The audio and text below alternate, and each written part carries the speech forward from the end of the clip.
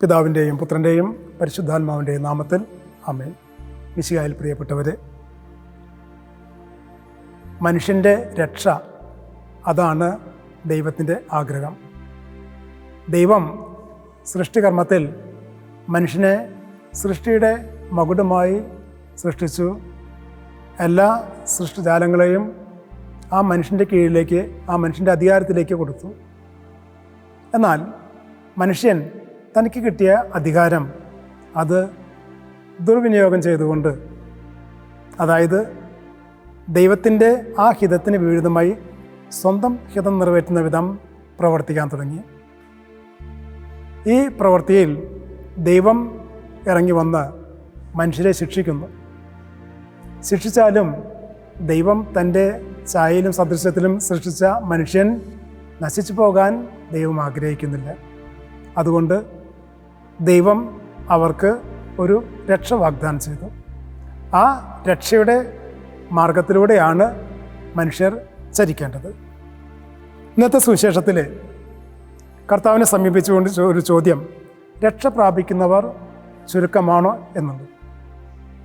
ആ ചോദ്യത്തിൽ തന്നെ വ്യക്തമാണ് ചോദിച്ച വ്യക്തി രക്ഷയിൽ നിന്ന്, രക്ഷാമാർഗത്തിൽ നിന്ന് വളരെ അകലെയാണെന്ന്.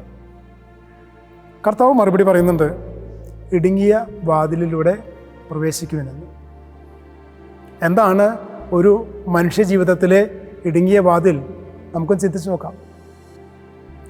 വിസ്താരമുള്ള മാർഗം, മാനുഷികമായിട്ടുള്ള സുഖസൗകര്യങ്ങൾ ചിന്തിക്കുന്ന വ്യക്തി ആ മാർഗത്തിലൂടെ ചരിക്കുമ്പോൾ ഈ വിസ്തൃതിയുള്ള മാർഗത്തിലൂടെ ചരിക്കുകയാണ്. പക്ഷെ അത് പലപ്പോഴും ഈ ദൈവിക വചനത്തിന് ചേരാത്തതായിരിക്കും. കുറച്ച് കഴിയുമ്പോൾ തെറ്റായ പാതയിലൂടെയാണ് താൻ ചരിക്കുന്നത് എന്നുള്ള ബോധ്യം ഉണ്ടാകുമ്പോൾ അവിടെ ആ വ്യക്തി തന്നിലുള്ള ഇടുങ്ങിയ അവസ്ഥ, ചിന്താഗതി മനസ്സിലാക്കുന്നു. ഇത് ദൈവം തോന്നിപ്പിക്കുന്നതാണ്. എല്ലാ മനുഷ്യരുടെയും ഉള്ളിൻ്റെ ഉള്ളിൽ ദൈവത്തിൻ്റെ സാന്നിധ്യമുണ്ട്.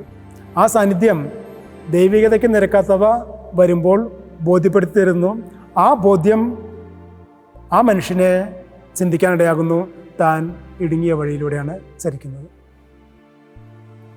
എന്നാൽ ദൈവം നൽകുന്ന സന്ദേശം സ്വീകരിച്ചുകൊണ്ട് നമ്മൾ ജീവിക്കാൻ പരിശ്രമിക്കുമ്പോൾ ഈ ഇടുങ്ങിയ വാതിൽ പലപ്പോഴും നമുക്ക് വിസ്തൃതിയുള്ളതാക്കി മാറ്റാൻ സാധിക്കും.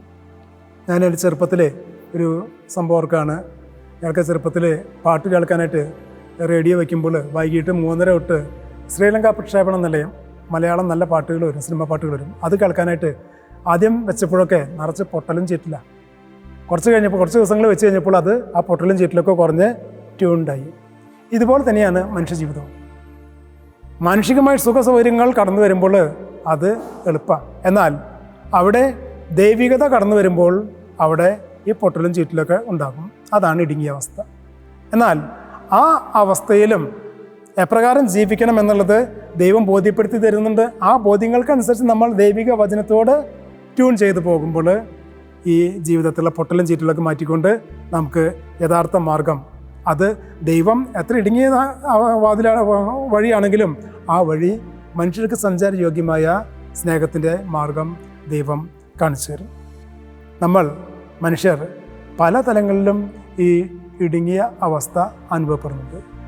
അധ്യാപകരാകുമ്പോൾ ചെയ്യുന്ന കാര്യങ്ങൾക്കുള്ള ഫലം കാണാതെ വരുമ്പോൾ ഒരു ഇടുങ്ങിയ അവസ്ഥ വരും.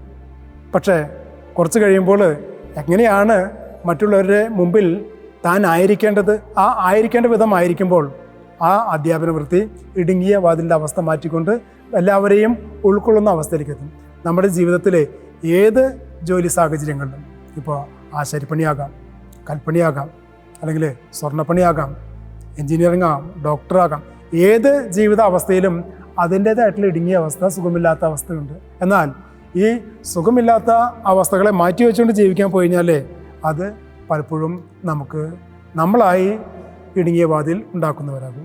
പക്ഷേ ആ മാർഗത്തിലൂടെ ചരിക്കുമ്പോൾ നമ്മുടെ സുവിശേഷത്തിൽ വായിക്കുന്നുണ്ട്, ദൈവത്തിൽ നിന്ന് അകന്നു പോകുന്ന ആ മാർഗമാകുമ്പോൾ അവിടെ ജീവിതം നശിക്കും. യൂദാസിന് അത് സംഭവിച്ചു. കർത്താവിനോടുകൂടെ ആയിരുന്നു. കർത്താവ് രക്ഷപ്പെട്ടോളൂ എന്ന് ചിന്തിച്ചുകൊണ്ട് പൈസ മേടിച്ച് ഒറ്റ കൊടുത്തു. പക്ഷേ കർത്താവ് പിടിക്കപ്പെട്ടപ്പോൾ താൻ കുറ്റം ചെയ്തു, തെറ്റ് ചെയ്തു, ഇനി എനിക്ക് രക്ഷയില്ല ചിന്തിച്ചുകൊണ്ട് പോയി തൂങ്ങിച്ചാവുന്നു. പത്രോസ്ലീഹയും തെറ്റ് ചെയ്തു, കർത്താവിനെ തള്ളി പറഞ്ഞു. പക്ഷേ പശ്ചാത്തപിച്ച് തിരിച്ചു വന്നു, രക്ഷ കൈവരിച്ചു. ധൂർത്തപുത്രൻ്റെ ഉപമ അവിടെയും കാണുന്നത് സ്വത്ത് ദുർവ്യയം ചെയ്തെല്ലാം നശിപ്പിച്ചു കഴിഞ്ഞപ്പോൾ യഥാർത്ഥ രക്ഷ എവിടെയാണെന്നുള്ളത് കണ്ടെത്തി അവിടേക്ക് തിരിച്ചു വരുന്നു. ദൈവം ആ ധൂർത്തപുത്രനെ സ്വന്തം മകനായി സ്വീകരിക്കുന്നു. ഇതുപോലെ നമ്മൾ ജീവിത സാഹചര്യങ്ങളിൽ പലപ്പോഴും ഭൗതികമായിട്ടുള്ള ദൂരത്തിൽ ഇടപെട്ടുകൊണ്ട് ദൈവിക മാർഗം, സ്നേഹത്തിൻ്റെ മാർഗം, വചനമാർഗം മറന്നുകൊണ്ട് ജീവിക്കുമ്പോൾ ദൈവം നമ്മുടെ ഉള്ളിലുണ്ട്. മകനെ മകളെ എന്ന് വിളിച്ചുകൊണ്ട് നമ്മുടെ ഉള്ളിലിരുന്നു കൊണ്ട് ദൈവിക മാർഗത്തിലേക്ക്, ദൈവിക രക്ഷയിലേക്ക് ദൈവം നമ്മെ നയിക്കുന്നുണ്ട്. അതിനെ ആ മാർഗത്തിലൂടെ ചരിക്കാൻ നമ്മൾ പ്രയത്നിക്കേണ്ടവരാണ്. നമ്മുടെ പ്രയത്നം അത് നമ്മുടെ വ്യക്തിപരമായ ആത്മാർത്ഥപരമായിട്ട് പ്രയത്നമാകുന്നുണ്ടെങ്കിൽ യഥാർത്ഥ രക്ഷ കൈവരിക്കാൻ സാധിക്കുള്ളൂ. അല്ലെങ്കിൽ ആ രക്ഷ കൈവരിക്കാൻ സാധിക്കില്ല. ഞാൻ BEd പഠിച്ചിരുന്ന സമയത്ത് അവിടെ എൻ്റെ പൊള്ളൊരുത്തൻ മഹത്തരികടയാണ്. പഠിക്കേണ്ടത് ചെയ്യേണ്ടത് പ്രോപ്പറായിട്ട് ചെയ്യില്ല. മറ്റുള്ളവർ പെൺകുട്ടികൾ ചെയ്തു പറഞ്ഞ മോഡലുകളൊക്കെ അത് പതുക്കെ അടിച്ചു മാറ്റും. നിനക്കിത് ഉണ്ടാക്കാൻ അറിയുന്നതല്ലേ, നീ വേറെ ഉണ്ടാക്കിക്കോ എന്ന് പറഞ്ഞ് ഇവൻ ഉണ്ടാക്കേണ്ടതായിട്ടുള്ള മോഡലുകളൊന്നും ഉണ്ടാക്കാതെ മറ്റുള്ളവരുടെ മോഡലുകളൊക്കെ ഉണ്ടാക്കിയത് ഇവൻ്റേതാക്കി വയ്ക്കുന്നു. ഇന്നും ആ വ്യക്തി ടീച്ചിങ് പ്രൊഫഷനിലേക്ക് കയറിയിട്ടില്ല. കാരണം ആ വ്യക്തിക്ക് അത്രയ്ക്ക് ആ ഒരു ആത്മാർത്ഥം ഉണ്ടായിരുന്നുള്ളൂ. നമ്മൾ ചിന്തിക്കുക, നമ്മൾ എന്തുമാത്രം ചെയ്യേണ്ട കടമകളോട് ആത്മാർത്ഥത, വിശ്വസ്തത പുലർത്തുന്നുണ്ടോ അവിടെയാണ് നമുക്ക് രക്ഷ കൈവരിക്കാൻ സാധിക്കുക. നിയമാവർത്തന ഗ്രന്ഥത്തിൽ പറയുന്നുണ്ട്, കർത്താവിൻ്റെ ഉടമ്പടി, ഞാൻ നിങ്ങളെ രക്ഷിക്കും. ആ ഒരു ഉടമ്പടി എങ്ങനെയാണ് രക്ഷിക്കപ്പെടുന്നത്? ദൈവത്തിൻ്റെ വചനം അനുസരിച്ച് ജീവിക്കുമ്പോൾ. നമ്മൾ എങ്ങനെ ജീവിച്ചാലും കർത്താവ് രക്ഷിക്കുന്നുള്ളതല്ല. നമുക്ക് തെറ്റ് പറ്റാം, പക്ഷേ ആ ദൈവിക മാർഗം അറിഞ്ഞുകൊണ്ട് അതിലേക്ക് മാനസാന്തരപ്പെട്ടുകൊണ്ടെന്ന് തിരിച്ചു വരാൻ സാധിക്കണം. ഈ തിരിച്ചുവരവില്ലാത്ത അവസ്ഥയിലാണ് യെശയ്യാ പ്രവാചകൻ്റെ പുസ്തകത്തിൽ പറയുന്നത് പോലെ ദൈവത്തിൻ്റെ കോപം ദുഷ്ടത പ്രവർത്തിക്കുന്നവരുടെ കൂടെ ഉണ്ടായിരിക്കുന്നത്. അപ്പോൾ ദൈവിക വചനം മാറ്റി വെച്ചുകൊണ്ട് ജീവിക്കുന്നത് ദുഷ്ടതയുടെ പാതയിലൂടെയാണ്. അപ്പോൾ ആ ദുഷ്ടതയുടെ പാതയിലൂടെ ചരിക്കുമ്പോൾ അത് അനുഭവിക്കുന്നവർ ആരൊക്കെയാണോ അവർക്ക് നമ്മോട് വെറുപ്പ്, ഇഷ്ടക്കേടുണ്ടാവുക സ്വാഭാവികമാണ്. അതുതന്നെയാണ് മനുഷ്യരിലൂടെ ദൈവം നമുക്ക് നൽകുന്ന കോപം. ആ കോപത്തിന് വിധേയപ്പെട്ടുകൊണ്ട് നശിച്ചു പോകേണ്ടവരല്ല നമ്മൾ. ആ എന്തുകൊണ്ട് കോപമുണ്ടായി, തിരുത്തേണ്ടത് തിരുത്തുക, ദൈവിക വചനം, സ്നേഹത്തിൻ്റെ വചനത്തിലേക്ക് കടന്നു വരിക. എങ്കിൽ നമ്മൾ രക്ഷയുടെ പാതയിലൂടെ ചരിക്കുന്നവരാകും. നാം ചെയ്യേണ്ടത് ചെയ്യാതിരിക്കുമ്പോഴാണ് നമ്മുടെ ജീവിതം ഇടുങ്ങിയതാകുക. ചെയ്യേണ്ടത് ചെയ്യുമ്പോഴാണ് ഇടുങ്ങിയ പാതയാണെങ്കിലും അത് വിസ്തൃതമായി സുഗമമായി നമുക്കും മറ്റുള്ളവർക്കും ചരിക്കേണ്ടതാകുക.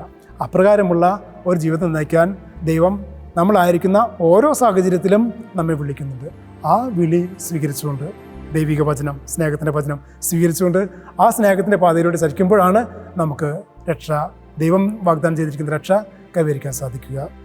ഞാൻ നിങ്ങളെ രക്ഷിക്കും എന്ന ഉടമ്പടി നമുക്ക് ഓർത്തുകൊണ്ട് എങ്ങനെ ഈ രക്ഷയിലേക്ക് നടന്നെടുക്കാം എന്ന് ചിന്തിച്ചുകൊണ്ട് ആ ദൈവത്തിൻ്റെ സ്നേഹവചനം സ്വീകരിച്ചുകൊണ്ട് തദനുസൃതം ജീവിക്കാൻ ദൈവം നമ്മെ എല്ലാവരെയും പ്രാപ്തരാകട്ടെ. പിതാവിൻ്റെയും പുത്രൻ്റെയും പരിശുദ്ധാത്മാവിൻ്റെയും നാമത്തിൽ ആമേൻ.